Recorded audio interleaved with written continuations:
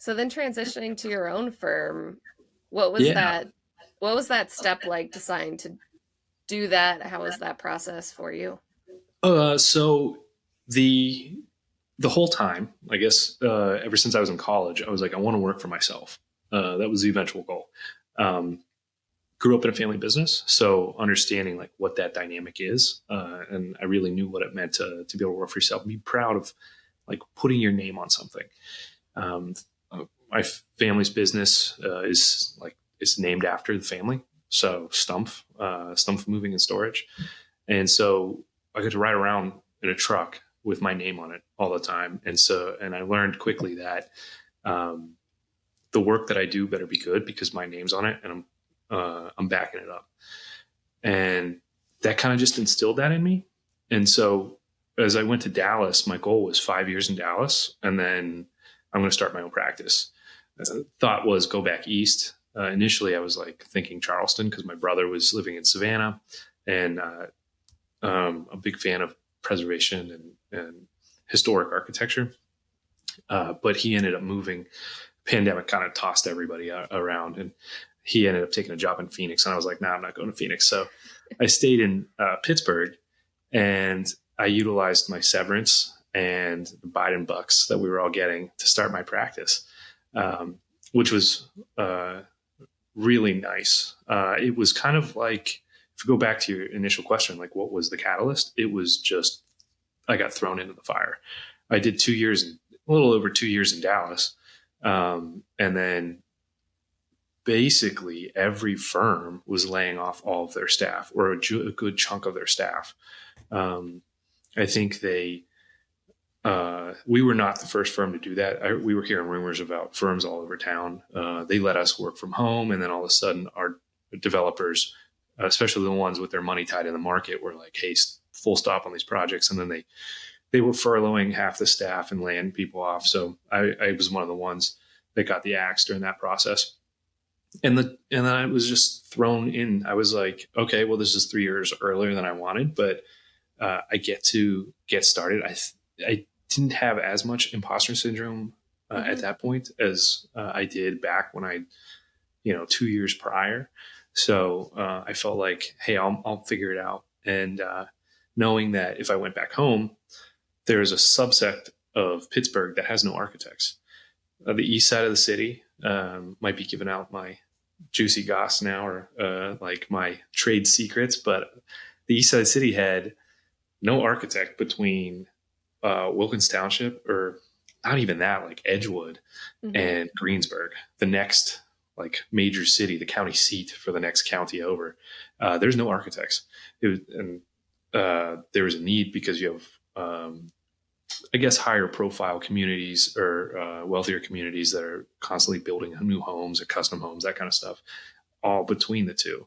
The only guy in Greensburg is Lee Callisti, and he only does modern work. So, I mean, he does really good work, but it's only modern. He won't take any other projects, and so that left a gap. And placing myself there, I knew I was going to at least get a couple of projects to get started because I didn't have any contacts. I'd just been out of town for 2 years, and coming back, nobody really knew who I was. So I planted myself there. I had set up a website to try and do like some moonlighting, but it never worked. I just transferred all that information over, and I set up a Google business, and just kind of went the route of people will Google architect near me. I'm going to be the architect that's near them. I'm going to have to take crappy projects that don't pay well to get started, but I'll make a name for myself. And that's kind of what I did for a while. And that's, I mean, uh, nose to the grindstone, feet to the fire. I just got tossed right into it. There's no other explanation. Um, I don't think I would have been hesitant starting if the pandemic Hmm. hadn't happened, but it would have been get to that 5 year point and then okay, now let's go. Yeah, but sometimes we need a mini push. Mm-hmm. Like the layoffs that happen at the people who were hesitant to either start their own firm or pivot out of architecture or just do something else. Sometimes it's a layoff to push them because there's nothing holding them back at that point. It's, Right. hey, why not? Let's take this opportunities in front of me. Let's go do it. Yeah. I think I'm not the first graduate from my I don't know. I honestly don't remember who I went to undergrad with. There's one guy actually worked with at Peter's office who I had studio class with, and I graduated with his wife, who is not working in architecture anymore. Um, Other than that, I have no clue about my undergrad. But my grad class was about 30 people. I'd probably say about half of us are still in architecture, Hmm. and of that, only one other person has started their own practice. Um, and so it's something kind of to be said. I think I just went into it the whole time with this aggressive attitude of I need to learn what I don't know, and then I'll jump into it, and um, I'll kind of learn as I go, which I have done. Yeah, I don't think I was as scared as that, as like moving to Dallas and uh, going to a city where I don't know anybody, and starting with a job that I am like, maybe this is a little over my head, but we'll figure it out. I think I was more worried about that than actually starting my practice. Yeah. Plus, it's at least you were coming home, so it's like, well, even if other friends have moved away, you got family to hang out with Right. as you build your Yeah. network. Yeah. My twin brother, he was still here, and I moved in with him. I rented a room from him for a while, and I kind of like poured all my money into the like starting the business. Um, and yeah, I think thankfully I had a little bit of savings, but thankfully the Fed was giving us like printing that money for us. And I know not a lot of people can have that opportunity now, especially like 4 years later, and we're looking at like what did we do that we just spent all that money, but I could have bought a coffee table with it, Yeah. but instead I started a business. So uh, I look back on that, and I think I made some good decisions. Yeah. And I know, shifting a little bit into your practice itself, I know you've Mhm. done residential and some light commercial work. Yeah. Has there been one you enjoy most, or do you like kind of dabbling in both? Yeah. So I think um, I enjoy both, or at least aspects of both. I think the residential is the most fun. It's like in a way the most creative.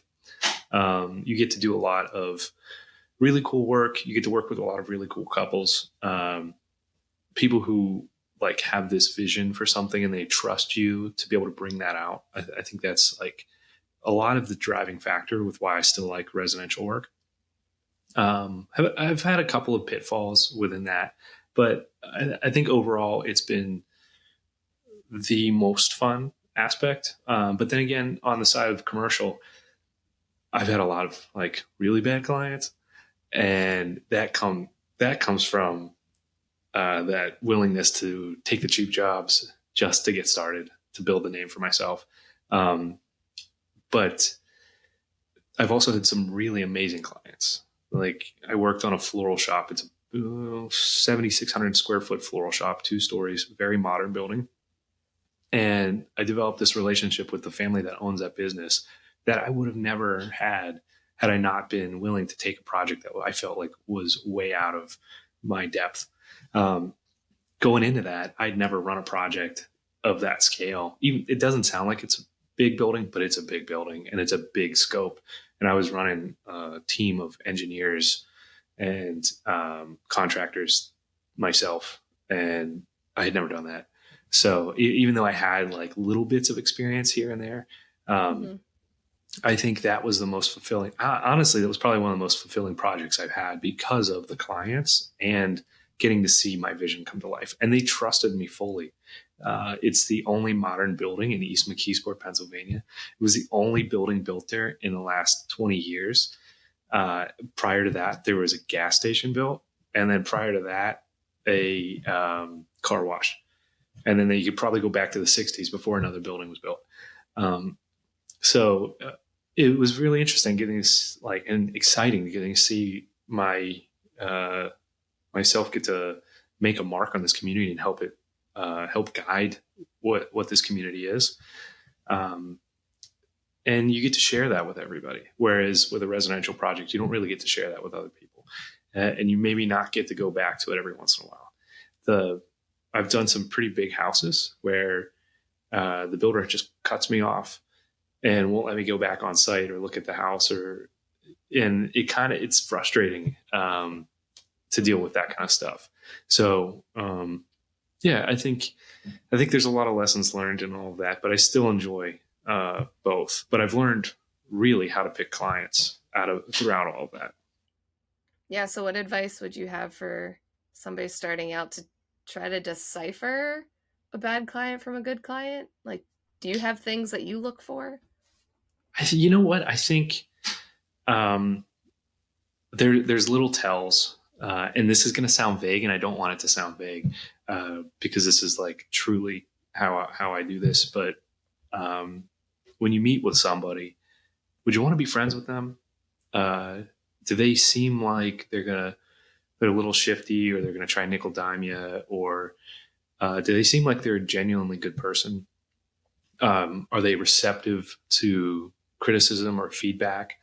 Um, are they willing to listen to you as a professional or as an advisor? Like, are they there with sketched out floor plans? Say, I want this. Well, that's not my ideal client. The ideal client might come with a floor plan that's sketched out, and they say, like, been thinking through this in my head, and I kind of like the way this is working, but I trust you and I trust how you do what you do, and I'd like to see what we as a team come up with. I'm also not the egotistical architect. I'd rather just work as a team to come up with something that this person has in their mind as, um, I guess, the ideal vision. And so, by picking those people, I'm just looking for, is this somebody that I think is genuine? Is this somebody that I think is going to be a good friend? Is this a relationship that can last? Check out the full discussion from this bite of advice here. If you enjoyed this video, don't forget to hit the subscribe button so you don't miss out on more mentorDINO content.